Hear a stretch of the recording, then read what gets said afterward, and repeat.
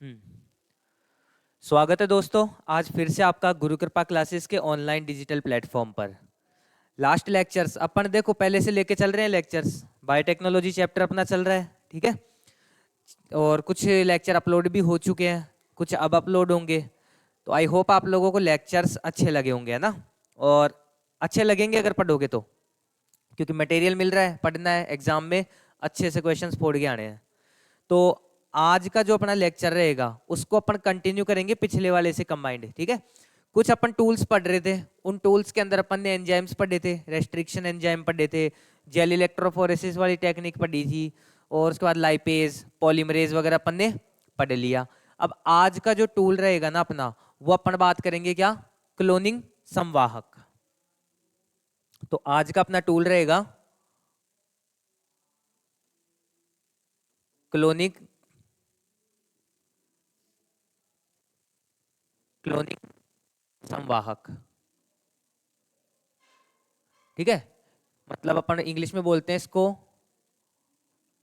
Cloning vector, ठीक है। Cloning vector, vector क्या होता है, वाहक का काम करने वाला। पहले इसके बारे में अपन चर्चा कर चुके हैं।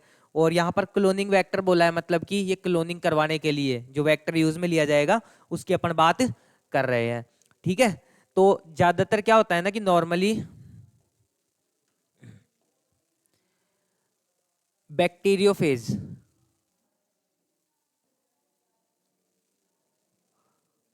बैक्टीरियोफेज, और साथ ही साथ अगर मैं बात करूं तो प्लाज्मिड,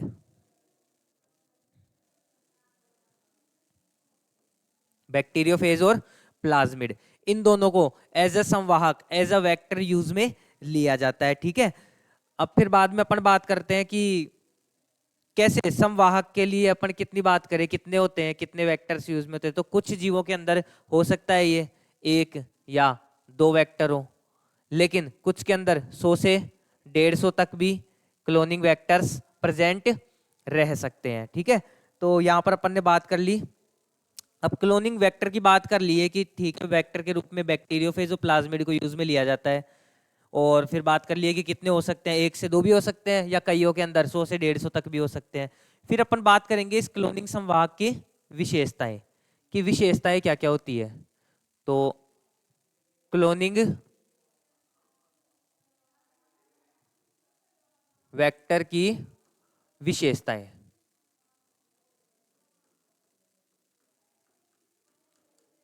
ठीक है। कुछ तो ऐसे स्पेसिफिक कैरेक्टर होंगे ही ना जिनके कारण उसे क्लोनिंग वाहक या क्लोनिंग वेक्टर कहा गया है।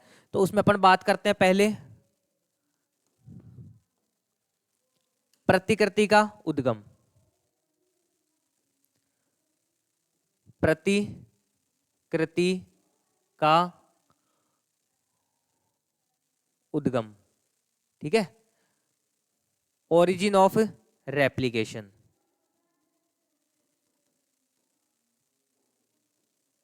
ओरिजिन ऑफ रेप्लिकेशन मतलब वो स्थान जहां पर से प्रतिकृति क्या होगी, शुरू होगी, ठीक है।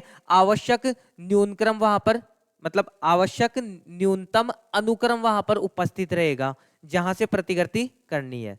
तो यहां क्या होता है, आवश्यक न्यूनतम अनुक्रम उपस्थित, ठीक है। डीएनए क्षार का अनुक्रम उपस्थित रहता है।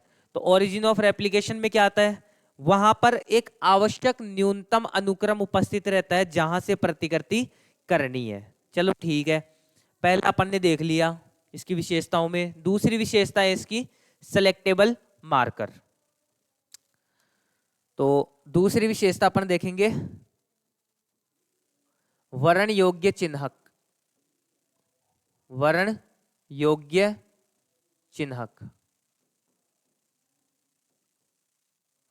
बोले वर्ण योग्य चिन्हक, समझ में नहीं आई कोई बात तो समझाते हैं। सेलेक्टेबल मार्कर, देखो सेलेक्टेबल मार्कर की अगर मैं बात करूं, मानो एक क्लास के अंदर आप लोग बैठे हो, 10 स्टूडेंट बैठे हो, ऑफिस में से ऑर्डर आता है, बोले कि नेहा को बुला के लाओ, ठीक है, या मानो राजेश को बुला करके लाओ।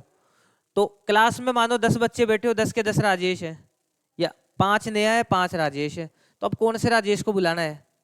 फिर बाद में नीचे जाएंगे, अब बाकी मार्किंग हो नहीं पा रही तो कैमरे में से देख करके बोल रहे हैं, बोले कि उन बच्चों को ले आओ, उस राजेश को बुलाओ जिसने लाल रंग का स्वेटर पहना है और उसके स्वेटर पे लेफ्ट साइड में एडिडास का लोगो है।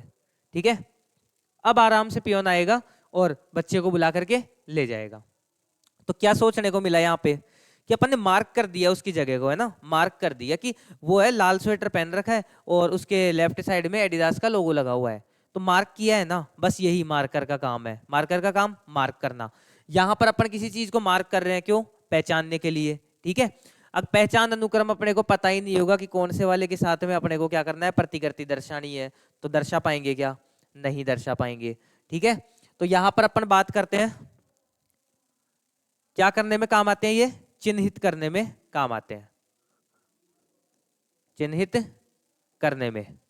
ठीक है, अब किसको चिन्हित करने में? रूपांतरज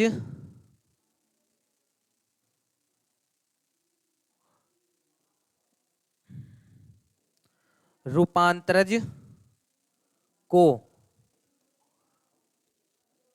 अरूपांतरज से अलग करने में। बोले रूपांतरज को अरूपांतरज से अलग करने में का मतलब, रूपांतरज बोला जाता है ट्रांसफॉर्मेंट, जिनको ट्रांसफर करना है, वो डीएनए का खंड जो एक जीव से दूसरे जीव के अंदर ट्रांसफर होगा, ट्रांसफॉर्म। ठीक है, चलो, तो रूपांतरज डीएनए का वो खंड आ गया जो ट्रांसफर होने वाला है। तो रूपांतरज और अरूपांतरज अगर आप चिन्हित करके नहीं भेजोगे, वही कंडीशन आएगी, उधर की साइड में जाकर के पियोन बोलेगा क्लास में कि राजेश जाओ, पांचों राजेश उठ के चले जाएंगे। अब जाना कौन से को था और कौन से को नहीं जाना था। ठीक है, फर्क है ना। तो देखो यहां पर क्या हो जाएगा, अब अगर चिन्हित कर देंगे रूपांतरज को, मतलब जिसको ट्रांसफर करना है, तो अरूपांतरज जो है वो अपने आप ही रुक जाएगा, ट्रांसफर नहीं हो पाएगा।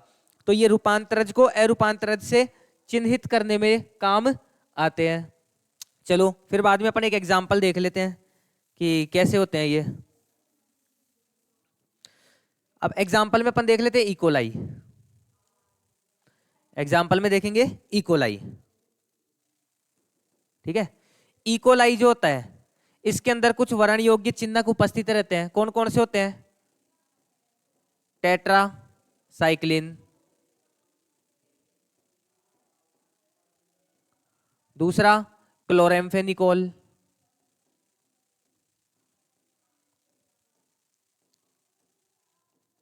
क्लोरेम्फेनिकोल हो गया।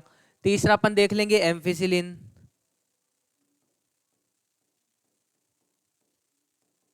एम्फिसिलिन हो गया। ठीक है, टेट्रासाइक्लिन हो गया, क्लोरेम्फेनिकोल हो गया, एम्फिसिलिन हो गया, कैनामाइसिन, कैनामाइसिन। तो ये कुछ ये वर्ण योग्य चिन्हक है, सेलेक्टेबल मार्कर है, किसके अंदर? इकोलाई में प्रेजेंट। तो क्वेश्चन में पूछ ले कि निम्न में से कौन सा जो ये वर्ण योग्य चिन्हक सेलेक्टेबल मार्कर है जो इकोलाई में प्रेजेंट है? मानो टेट्रासाइक्लिन दे दिया, क्लोरेम्फेनिकोल दे दिया, तीसरा एम्फिसिलिन दे दिया और चौथा कोई दूसरा ही दे दिया। ठीक है, इसको नाम नहीं दिया और फिर ऑप्शन में दे दिया कि कौन कौन से है, तो 1 2 और 3, 3 हो जाएंगे इसके अंदर, नाम चारों याद रखने हैं। ठीक है, तो ये अपने पास में बात हो गई वर्ण योग्य चिन्हकों की। अब अपन बात करते हैं कि इकोलाई में जो E coli as a cloning vector क्या पाया जाता है? इकोलाई को जब क्लोनिंग वाहक के रूप में काम में लिया जाता है, तो उस जगह इकोलाई को जब क्लोनिंग वाहक के रूप में काम में लिया जाएगा तो वहां पर जो लेकर के जाने वाला वाहक होगा वो क्या कौन सा होगा? या क्लोनिंग संवाहक की अपन बात करेंगे तो वो क्या होगा वहां पे? प्लाज्मिड। और प्लाज्मिड में कौन सा? PBr 322। देखो काफी इंपॉर्टेंट है, बहुत पूछा जाता है। 322 PBr 322 क्या है? इसका पूरा नाम है प्लाज्मिड बॉलिवर रॉड्रिगेज। ठीक है, इसके खोज के आधार पे रॉड्रिगेज, प्लाज्मिड बॉलिवर रॉड्रिगेज, 322 इसका क्रम है। ठीक है, तो पीबीआर 322 का पूरा नाम प्लाज्मिड बॉलिवर रोड्रिगेज। यहां पर अगर अपन बात करें तो रेस्ट्रिक्शन एंजाइम के कितने स्थल होते हैं, कौन कौन से होते हैं? तो बताते हैं अपन, हिंड थर्ड, ठीक है, बाम H1, फिर बाद में अपन बात कर लेते हैं eco R1, PVU1, PST1, PVU3, ठीक है, फिर बात करते हैं CLA, ठीक है, 1, CLA1, फिर बाद में अपन बात कर लेते हैं साल 1, लास्ट साल 1। तो ये होते हैं इसके अंदर रेस्ट्रिक्शन एंजाइम्स। अपन ने बात की थी कैसे इनकी नामकरण किए थे, ठीक है, नोमेनक्लेचर कैसे क्या किया था। तो यहां पर आ गया hint second, balm H1, eco R1, PVU1, PST1, PVU3 और CLA1 और SAL1। ये याद कर लेना अच्छे से, देख लो इनको, रेस्ट्रिक्शन एंजाइम्स कौन कौन से हैं। फिर बाद में बात करते हैं प्रतिजैवी प्रतिरोधी जीन कौन कौन सी है इसके पास में।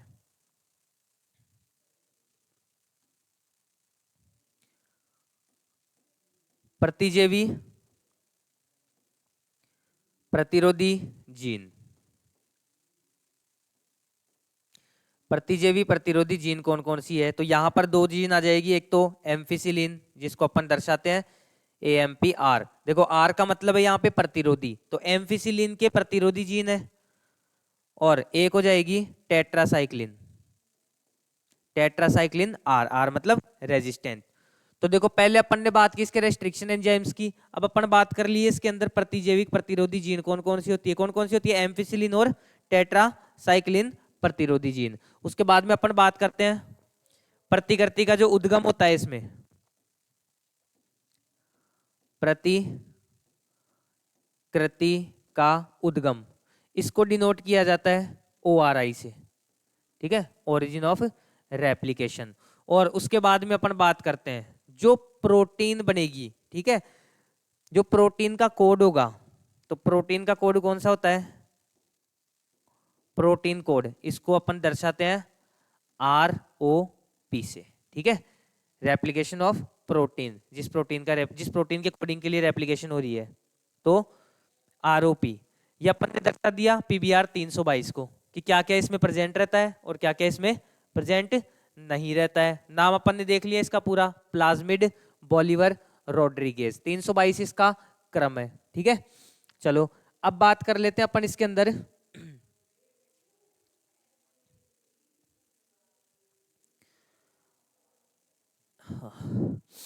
PBR 322 के बारे में दो बात और कर लेते हैं। एक तो इसके अंदर 4361 क्षार अनुक्रम उपस्थित रहते हैं, ठीक है, क्षार युग्म उपस्थित रहते हैं। दूसरा है ये आणविक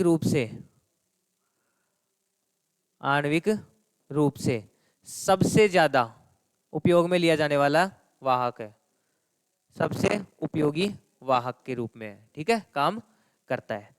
तो दो गए, एक तो 4361 इसमें क्षार हो गए, और दूसरे अपन ने बात कर ली कि आणविक क्लोनिंग में या आणविक रूप से सबसे ज्यादा उपयोग में लिया जाने वाला वाहक ये होता है। फिर बाद में बात करते हैं क्लोनिंग साइट, क्या होती है क्लोनिंग साइट, ठीक है, इसके बारे में हिंदी में बोला जाता है क्लोनिंग स्थल। तो तीसरा अपन इसकी बात करते हैं क्लोनिंग स्थल।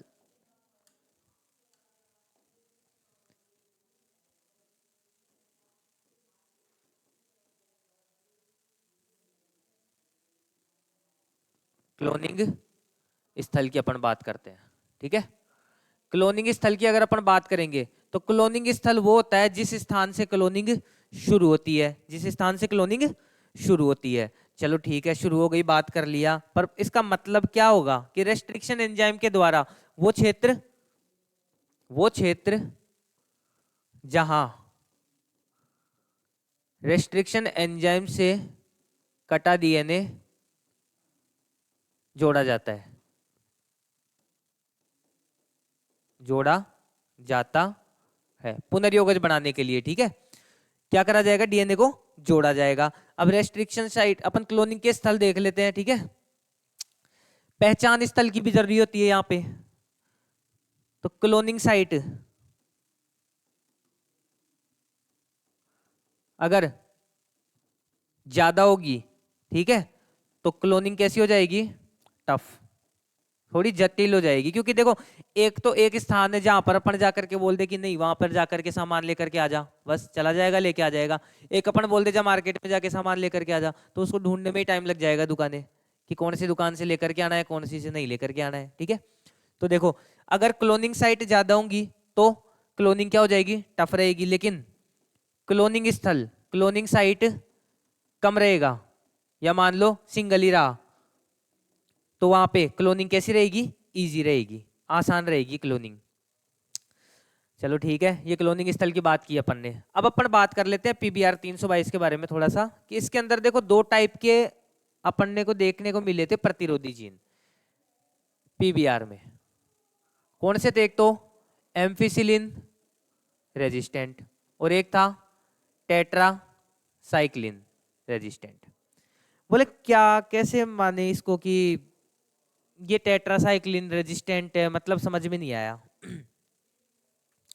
अब देखो मेरे को एक बात बताओ, पीबीआर में एम्फिसाइक्लिन रेजिस्टेंट जीन का एक स्थल है, इस स्थल पर अगर मैं कोई चीज एम्फिसिलिन ही जोड़ूंगा, मतलब ये स्थल वो है जो एम्फिसिलिन को जुड़ने नहीं देगा, रेजिस्टेंट कर रहा है।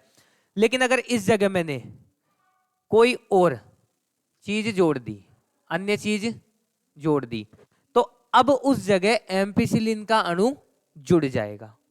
क्यों, क्योंकि वहां पर से एम्पिसिलिन रेजिस्टेंट के लिए तो स्थल हट चुका है, अब वहां पे दूसरा जुड़ जाएगा। ऐसे ही अगर मैं बात करूं टेट्रासाइक्लिन है, इस जगह तो ये क्या करेगा, असर करेगा, लेकिन टेट्रासाइक्लिन वाला असर नहीं करेगा।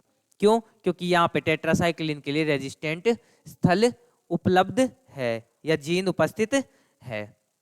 चलो फिर बाद में बात करते हैं कि इन वर्ण योग्य चिन्हक जो होते हैं इनकी पहचान कैसे की जाए। तो ये जो वर्ण योग्य चिन्हक होते हैं, वर्ण योग्य चिन्हक, ये क्या करते हैं ना, जब क्रोमोजेनिक पदार्थ इन पे लगाया जाता है, रंग उत्पन्न करने वाला, ठीक है, या वर्णकारी पदार्थ, वर्णकारी पदार्थ इन पर अप्लाई किया जाएगा तो ये कलर उत्पन्न करेंगे, कलर उत्पन्न करेंगे। बोले एग्जाम्पल दो, तो एग्जाम्पल में अपन देखते हैं बीटा गैलेक्टोसाइडेज, बीटा गैलेक्टोसाइडेज ये क्या करती है, जीवाणु के अंदर, जीवाणु में दिख तो रहा है बोर्ड पे, हाँ, जीवाणु के अंदर नीले रंग की कॉलोनी बनाएगी, नीले रंग की कॉलोनी उत्पन्न करेगी, नीले रंग की कॉलोनी उत्पन्न करेगी, ठीक है। लेकिन अगर मैं बोल दूं यहां पर अगर बीटा गैलेक्टोसाइडेज जो जीन है अगर इसके अंदर निष्क्रिय हो जाए, ये जीन बीटा गैलेक्टोसाइडेज अगर निष्क्रिय हो जाएगा तो वहां पर कॉलोनी कैसी रहेगी, रंगहीन रहेगी, मतलब कलर उत्पन्न नहीं करेगी। अगर बीटा गैलेक्टोसाइडेज सक्रिय है तो वो कलर उत्पन्न करेगी, कैसा कलर, नीला कलर, ठीक है। लेकिन अगर वहीं पर बीटा गैलेक्टोसाइडेज जीन क्या हो गई, निष्क्रिय हो गई, निवेशी निष्क्रियता के कारण, तो वहां पर कैसी रहेगी, कॉलोनी जो बनेगी वो रंगहीन बनेगी, मतलब कलर शो नहीं करेगा। चलो ठीक है, अब अपन बात कर लेते हैं वर्ण योग्य चिन्हकों की, अपन ने बात कर ली। अब बात करते हैं जो संवाहक होता है, वेक्टर जो होता है, उसके बारे में थोड़ी और बातें करते हैं ना। तो अब संवाहक के रूप में और क्या क्या प्रयोग किया जा सकता है, तो देखो यूकैरियोट्स की बात करेंगे, प्रोकैरियोट्स में तो चलो प्लाज्मिड वगैरह यूज ले लिया, यूकैरियोट्स में संवाहक के रूप में क्या काम में लेंगे, यूकैरियोट्स में संवाहक या वेक्टर। तो यहां पर अगर मैं बात करूं तो दो चीजें काम में ली जाएगी। पहले तो अपन बात कर लेते हैं एगेरोबैक्टीरियम, एग्रोबैक्टीरियम,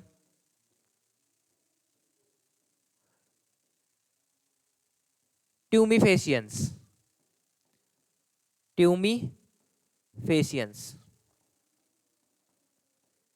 ये वैसे तो ना क्या करता है कि द्विबीजपत्री पादप जो होते हैं यूकैरियोट्स, द्विबीजपत्री पादप जो होते हैं उनमें रोग उत्पन्न करता है।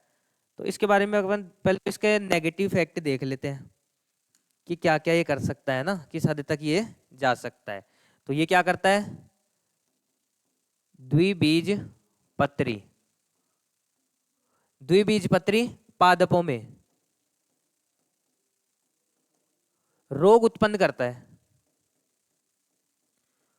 रोग उत्पन्न करता है। अच्छा ठीक है, नाम से ही दो चीज अपन देख लेते हैं। पहली बात तो अपन बोल रहे हैं इसके अंदर एग्रोबैक्टीरियम। बैक्टीरियम मतलब ये क्या है, बैक्टीरिया है। फिर बाद में बात करते हैं ट्यूमीफेशियंस, ट्यूमी मतलब ट्यूमर, गांठ, ठीक है। तो ये क्या करता है, ट्यूमर उत्पन्न करता है, ट्यूमर उत्पन्न करता है। द्विबीजपत्री पादपों में ट्यूमर उत्पन्न करता है या करती है, नहीं, ट्यूमर उत्पन्न करता है, ठीक है। ट्यूमर मतलब गांठें उत्पन्न करेगा, और जब गांठें उत्पन्न होती है तो उस टाइम पर क्या करता है ना, ठीक है, हाँ, ट्यूमर उत्पन्न करता है ना, तो उस टाइम पर क्या हो जाता है इसके अंदर कि जैसे ही गांठ उत्पन्न होगी तो कोशिकाओं में विभाजन की क्षमता बढ़ जाएगी, विभाजन की क्षमता बढ़ जाएगी तो ये अपना असर दिखाना ज्यादा शुरू करेगा, ठीक है। तो इसके अंदर बात कर लिए ट्यूमर उत्पन्न करता है। अब दूसरी बात कर लेते हैं अपन, दूसरा वाला अपना पश्च विषाणु। ये तो पादपों के अंदर हो गया, तो बोले जंतुओं के अंदर कैसे किया जाता है, तो जंतुओं में आएगा कौन, रेट्रोवायरस, रेट्रोवायरस,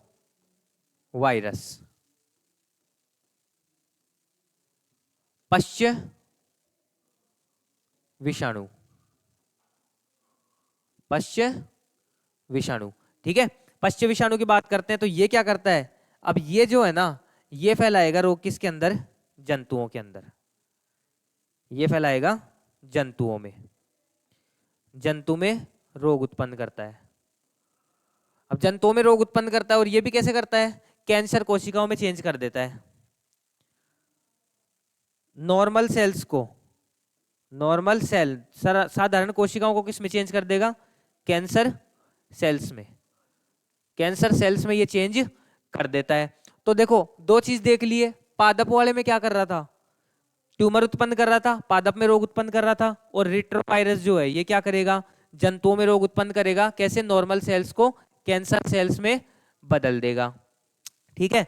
और अब क्या किया जाता है ना, इन दोनों ही चीजों को, जैसे एगेरोबैक्टीरियम ट्यूमिफेसियंस है, इसको यूज में लिया जा रहा है किसमें, एगेरोबैक्टीरियम ट्यूमिफेसियंस को यूज में ले रहे हैं किस चीज के अंदर, जेनेटिक इंजीनियरिंग में, जेनेटिक इंजीनियरिंग में एज अ वेक्टर के रूप में, ठीक है, वाहक के रूप में उपयोग में लिया जा रहा है। कैसे, इनकी जो रोग उत्पन्न करने की क्षमता है उस चीज को तो हटा देते हैं, और वेक्टर के रूप में इनको काम में लिया जाता है। पादपों में एगेरोबैक्टीरियम को ले लिया, और इसके अंदर रेट्रोवायरस को, जंतुओं में रेट्रोवायरस को एज अ वेक्टर यूज में लिया जा रहा है, किनमें, यूकैरियोट्स के लिए। और प्रोकैरियोट्स में किसको लेते हैं, बैक्टीरियोफेज और प्लाज्मिड को। प्लाज्मिड ये पीबीआर 322 जैसे कि अपने पास में इकोलाई में, ठीक है। चलो फिर बाद में बात करते हैं, अगला जो अपना ये आता है इसके अंदर टूल की बात करेंगे अब, ठीक है।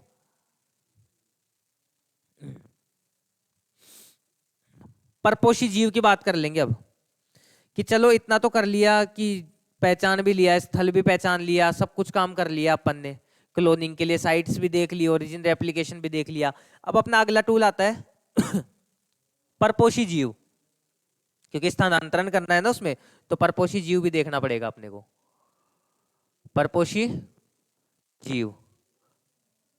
और कैसे परपोषी जीव के अंदर स्थानांतरित किया जाता है, तो अलग अलग मेथड्स होते हैं परपोषी जीव में स्थानांतरण करने के, लेकिन सामान्यतः क्या किया जाता है, जैसे कि बिल्कुल सरलतम प्रकार के होते हैं, तो आरएनए को कैसे सक्षम बनाया जाएगा जीवाणु कोशिका में प्रवेश से पहले, है ना।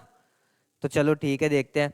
तो उसको सक्षम बनाना भी जरूरी है डायरेक्ट एंटर करवाने से पहले। तो पहले क्या करेंगे ना अपन, जैसे कि यह आरएनए है, इस आरएनए को जीवाणु में प्रवेश करवाना है, ठीक है। आरएनए को अगर जीवाणु में प्रवेश करवाना है तो आरएनए जीवाणु को भित्ति को तो क्रॉस करेगा ना, पहले भित्ति को भी तो पार करेगा। तो भित्ति को पार करने के लिए जीवाणु के ऊपर क्या किया जाता है, कैल्शियम आयंस के द्वारा उपचारित किया जाता है।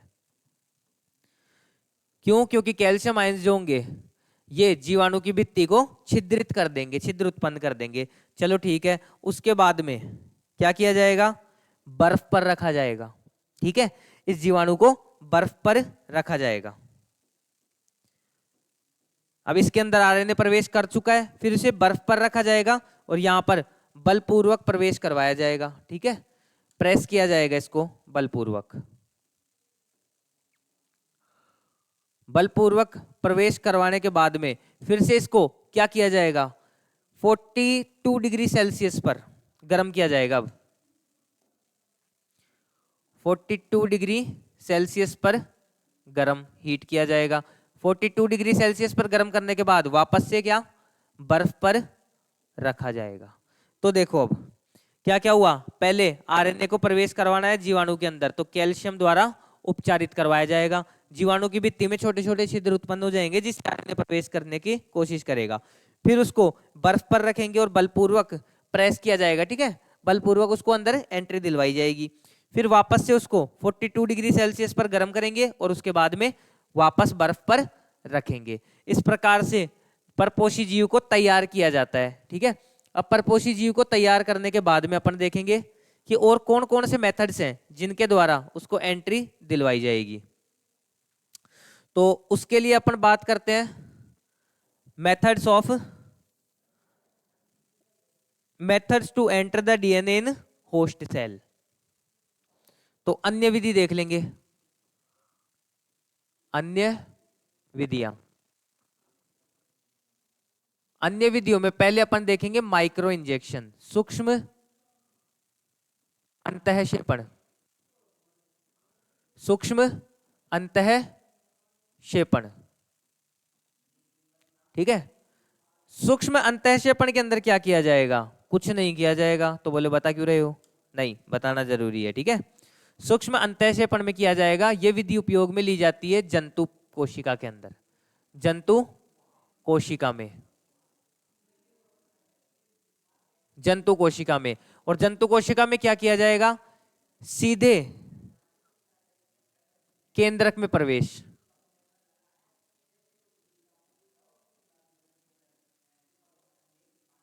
मतलब जो पुनर्योगज डीएनए बनेगा उसको सीधा ही क्या करवाएंगे, केंद्रक में प्रवेश करवा देंगे। ठीक है, सीधे केंद्रक में प्रवेश करवा देंगे। अब बात करते हैं अपन दूसरी विधि, जीन गन अथवा बायोलिस्टिक गन विधि। बायोलिस्टिक गन विधि। बोले गन नाम आ रहा है बंदूक जैसा, तो बिल्कुल बंदूक जैसा ही नाम आएगा। यह विधि अपनाई जाती है, पहले तो अपन देखेंगे किसके अंदर, पादपों में। तो पादप में या पादप कोशिका में, पादप कोशिका में। ठीक है, फिर बाद में बात कर लेते हैं इसमें क्या होता है। तो इसमें डीएनए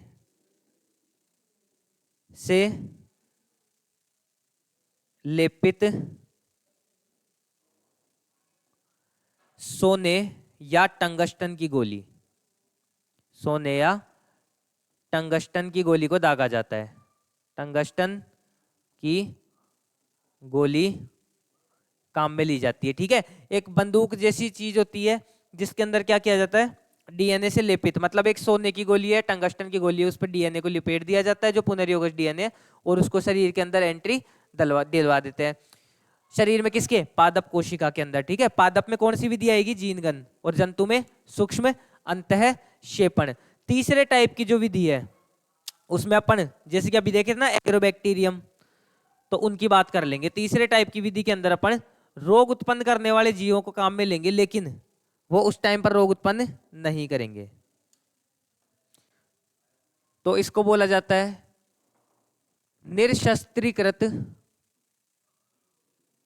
निरशस्त्रीकृत रोगग्रस्त विधि, रोगग्रस्त द्वारा या रोगग्रस्त विधि द्वारा लिख देते हैं। ठीक है, तो यहां पर क्या किया जाएगा, पैथोजन को प्रवेश करवाया जाएगा, ठीक है, पैथोजन का प्रवेश एज अ वेक्टर, वाहक के रूप में प्रवेश करवाया जाएगा। और इस तरह से अपन देखेंगे कि वो जो पुनर्योगज डीएनए है वो प्रवेश कर जाएगा किसके अंदर, परपोषी के अंदर। चलो ठीक है, ये तो अपने हो गए क्या, टूल्स वगैरह की बात अपन ने की। अब अपन देखते हैं कि रिकॉम्बिनेंट डीएनए टेक्नोलॉजी जो होती है आरडीटी, उसके अंदर कितने चरण होते हैं, ठीक है। तो अपन पढ़ेंगे आरडीटी के चरण, आरडीटी के चरण, ठीक है। आरडीटी के चरण में सबसे पहला स्टेप आ जाएगा डीएनए की प्राप्ति के लिए, ठीक है। तो डीएनए की विलगन या पृथक्करण, डीएनए विलगन अथवा पृथक्करण। डीएनए को कैसे पृथक किया जाएगा, डीएनए विलगन या पृथक्करण, ठीक है। तो यहां पर देखो अभी अपन ने बात की थी कि जीवाणु की भित्ति थी उसको अपन ने किस चीज से उपचारित करवाया, कैल्शियम आयनों से। तो वैसे यहां पर भी कुछ एंजाइम से उपचारित करवाया जाएगा। जैसे कि अपन बात करते हैं डीएनए है और उसके अंदर क्या उपस्थित, डीएनए तो चलो खुद ही हो गया, अपन बात करते हैं इसके अंदर जीवाणु, जीवाणु, ठीक है। जीवाणु को जब जीवाणु की भित्ति हटानी पड़ेगी उसके अंदर से उसका डीएनए निकालने के लिए, तो इसको उपचारित करवाया जाएगा पहले लाइसोजाइम से, लाइसोजाइम, ताकि उसके बाहर की कवरिंग हट जाएगी और अंदर से अपन आराम से डीएनए को पृथक कर लेंगे, ठीक है। फिर उसी तरह से अपन बात करते हैं जैसे कि डीएनए के लिए या प्रोटीन की बात करते हैं तो प्रोटीएज एंजाइम आता है काम में, ठीक है। पादप कोशिका की बात करें तो यहां पर अपन काम में लेते हैं पैक्टिनेज या सेल्यूलेज, ठीक है, क्योंकि उनकी बाहर भित्ति पर पाया जाता है क्या चीज, सेल्यूलोज पाया जाता है, ठीक है। तो यहां पर अपन बात कर लेंगे पैक्टिनेज या सेल्यूलेज की।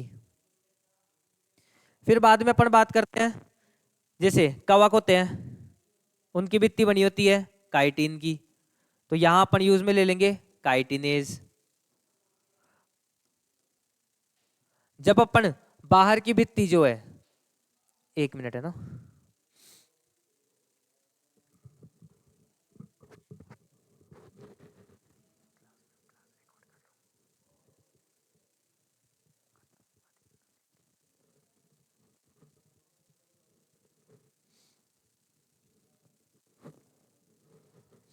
चलो सॉरी थोड़ा सा डिस्टरबेंस था, है ना।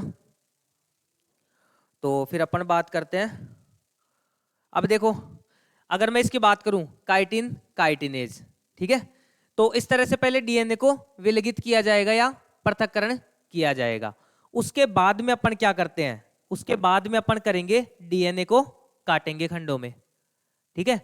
तो दूसरा स्टेप अपने पास में आ जाएगा डीएनए खंडन, डीएनए का खंडन, ठीक है, डीएनए को टुकड़ों में काटना। और डीएनए खंडन के लिए क्या उपयोग में लिए जाएंगे, रेस्ट्रिक्शन एंजाइम्स, कौन से वाले, एंडो न्यूक्लियस।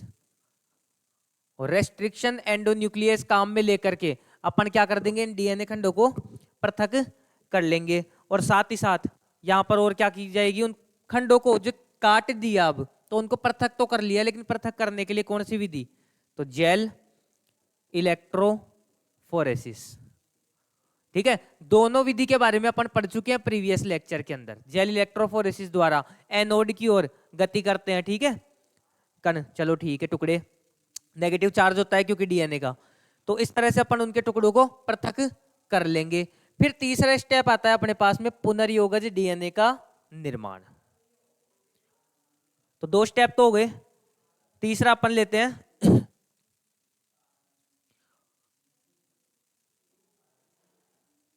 पुनर्योगज डीएनए निर्माण, पुनर्योगज डीएनए का निर्माण। और पुनर्योगज डीएनए के निर्माण के लिए अपन अगर बात करें तो देखो पुनर्योगज डीएनए के निर्माण में जो टुकड़े डीएनए का खंड है, ठीक है, डीएनए खंड को किस चीज से उपचारित करना पड़ेगा, लाइपेज से। और किसके ऊपर, वाहक डीएनए पे, जिससे क्या बनेगा अपने पास में, पुनर्योगज डीएनए। ठीक है, इस प्रकार अपने को मिलेगा पुनर्योगज डीएनए। तो तीसरा स्टेप आ जाता है पुनर्योगज डीएनए का निर्माण। फिर बाद में अपन बात करते हैं पॉलीमराइजेशन की, पॉलीमरेज चेन रिएक्शन, बहुलकीकरण। ठीक है, तो अपने पास में आ जाता है पीसीआर,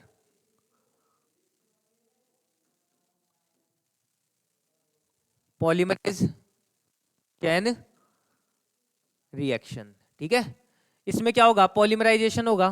ठीक है, पीसीआर के बारे में बात करते हैं तो सबसे पहले किया था किसने, कैरी मुलिस। 1985 के अंदर लगभग इन्होंने ये यूज में ली थी टेक्निक। ठीक है, फिर बाद में बात करते हैं क्या करता है, तो प्रतिकृतिकरण करता है, प्रतिकृतिकरण। फिर उसके बाद में अपन बात कर लेते हैं कि यहाँ पे क्या पॉलीमरेज यूज में लिया जाता है, पॉलीमरेज एंजाइम यूज में लिया जाता है क्या, तो नहीं, यहां पर लिया जाता है Taq polymerase, Taq polymerase, Thermus aquaticus. ठीक है, थर्मस एक्वेटिकस यूज में लिया जाता है यहाँ पे, जो कि उच्च ताप पर भी स्थायी रहता है। थर्मस एक्वेटिकस की अगर मैं बात करूं तो ये 72 डिग्री पर मैक्सिमम एक्टिव रहता है। ठीक है, 72 डिग्री पर मैक्सिमम एक्टिव, लेकिन 92 डिग्री या 90 डिग्री के आसपास ये कैसा रहता है, नॉर्मल एक्टिव रहता है, लेकिन निष्क्रिय नहीं होता है। ठीक है, तो ये अपन ने बात कर ली पॉलीमरेज चेन रिएक्शन के लिए। तो होता क्या है इसके अंदर, इसके अंदर 3 स्टेप होते हैं, 3 स्टेप होंगे इसके अंदर। ठीक है, कौन कौन से स्टेप होंगे,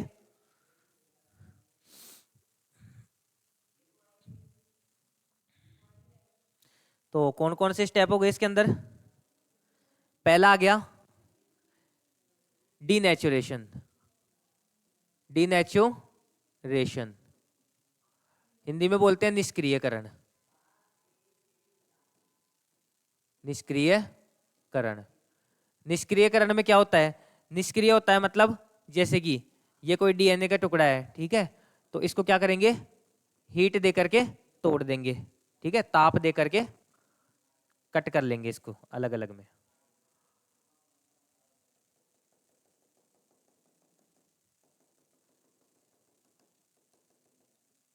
ये अपन ने 2 टुकड़ों में इसको तोड़ लिया। ठीक है, ये 2 डीएनए के टुकड़ों में तोड़ दिया, ये होता है डीनेचुरेशन स्टेप। उसके बाद में अपन देखते हैं इससे अगला स्टेप, अगला जो है उसको बोलते हैं एनीलिंग। ठीक है, एनीलिंग को बोलते हैं तापानुशीलन।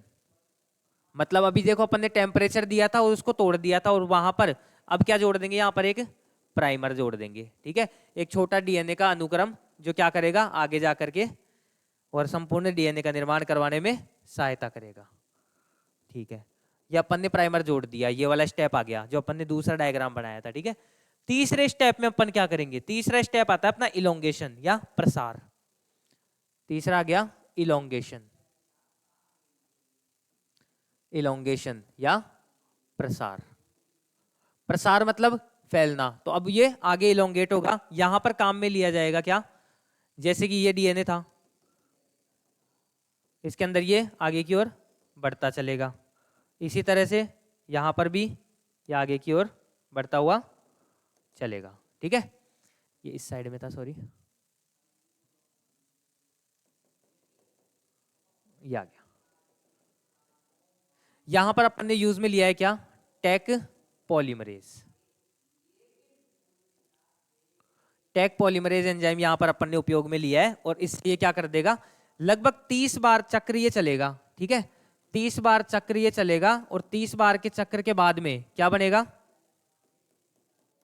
30 बार के चक्र के बाद में लगभग 3 बिलियन अपने को ऐसी प्रतिकृति प्राप्त हो जाएगी। 3 स्टेप हो गए, पहला हो गया था डीनेचुरेशन, दूसरा स्टेप हो गया था एनिलिंग, तीसरा है इलोंगेशन। और लगभग 30 चक्रों के बाद, पीसीआर के 30 चक्रों के बाद में क्या होगा, अपने को अपना डीएनए नया मिल जाएगा। ठीक है, 3 बिलियन डीएनए मिलेंगे लगभग 30 चक्रों के बाद में। तो ये था अपना पीसीआर, सॉरी यहाँ पर 30 चक्र है, 1 बिलियन है, 1 बिलियन अपने को मिल जाएगा। ठीक है, 1 बिलियन डीएनए अपने को मिलेंगे।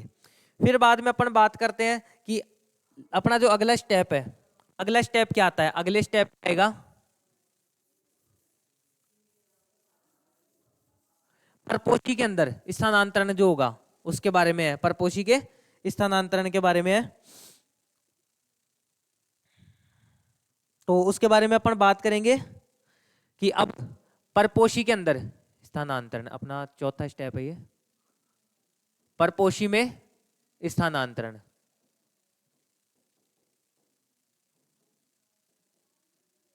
जैसे कि अपन साल्मोनेला टाइफी लेकर के चल रहे थे यूज में, ठीक है, और एम्फिसिलिन मतलब प्रतिरोधी जीन को यूज में लेकर के चले थे, प्रतिजैविक प्रतिरोधी।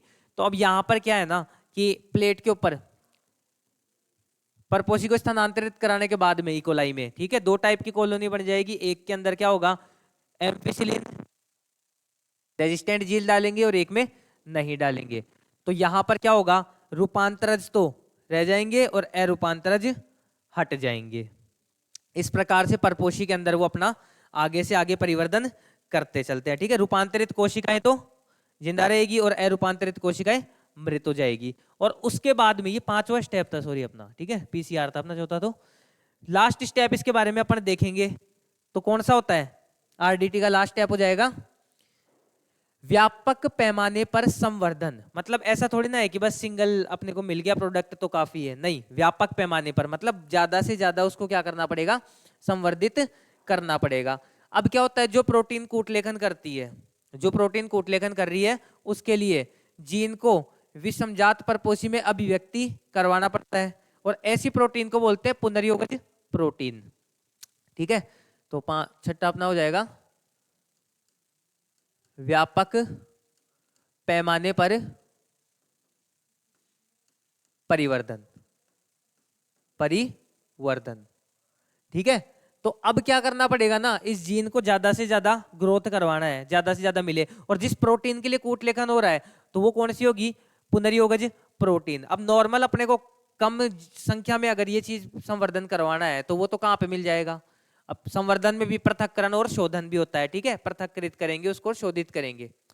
तो अब अपने को नॉर्मली करना है तो प्रयोगशाला में हो जाएगा, लेकिन एक बड़े पैमाने पर करना है तो बड़े पैमाने पर करने के लिए अपने को कुछ इक्विपमेंट चाहिए होगा, कुछ उपकरण चाहिए होगा, ठीक है, और उसको बोला जाता है रिएक्टर, ठीक है, उसको बोला जाएगा रिएक्टर। जैसे कि अपन बात कर ले, अब रिएक्टर है और बायो में यूज ले रहे हैं तो इसको बोला जाता है बायो रिएक्टर, ठीक है, बायो रिएक्टर। होज रिएक्टर, विलोडित होज रिएक्टर जो कि गोलाकार होते हैं, ठीक है, मतलब बेलनाकार होते हैं। तो व्यावसायिक रूप से यूज में लिए जाने वाले उपकरण क्या कहलाते हैं, बायो रिएक्टर। और इस बायो रिएक्टर के बारे में अपन पढ़ेंगे अपनी नेक्स्ट क्लास में, और वो अपनी इस टॉपिक के लिए, बायोटेक्नोलॉजी के लिए लास्ट क्लास रहेगी, जिसके अंदर अपन बायो रिएक्टर के बारे में पढ़ेंगे और साथ ही साथ वेक्टर की क्या विशेषताएं होती है ये पढ़ेंगे, ठीक है। तो आज की क्लास में अपन ने पढ़ लिया क्या क्या, आज की क्लास में अपन ने टूल्स पढ़ लिए, कंप्लीट कर लिए, क्लोनिंग के लिए क्या क्या संवाहक, कैसे क्या संवाहक की विशेषताएं होती है, ठीक है, और संवाहक के रूप में कैसे प्रतिकृति का स्थल होता है, प्रतिकृति का उद्गम होता है। उसके बाद में अपन ने बात कर ली थी आरडीटी के स्टेप्स के बारे में, वर्ण योग्य चिन्हकों के बारे में, सिलेक्टेबल मार्कर, पीबीआर 322 के बारे में बात कर ली, जिसके बारे में जिससे उठा करके क्वेश्चन पूछ सकता है, ठीक है। फिर अपन ने बात की स्टेप्स के बारे में आरडीटी के, तो 6 स्टेप्स अपन ने देखे। 6वें स्टेप के अंदर जो उपकरण है, इस उपकरण को अपन नेक्स्ट लेक्चर में पढ़ेंगे अपने, ठीक है। तो आई होप लेक्चर अच्छा था, तो अगर अच्छा लगा है तो पढ़ो, और अगर कोई भी क्वेरी हो, कोई भी क्वेश्चन हो तो कमेंट सेक्शन में जरूर पूछ लेना, ठीक है। बिल्कुल एकदम अपन स्मूथ लेवल में चल रहे, 0 लेवल से लेकर के चल रहे हैं अपनी इस चीज को, जो पढ़ा रहा हूं बस उस चीज को पढ़ लेना, ठीक है। और उसके बाद में अपन आगे से आगे एक एक टॉपिक पढ़ते हुए चलेंगे, प्लेलिस्ट की तरह अपन एक डालेंगे अपना ये साइंस के लिए, ठीक है। तो चलो मिलते हैं फिर नेक्स्ट क्लास में, तब तक के लिए थैंक यू।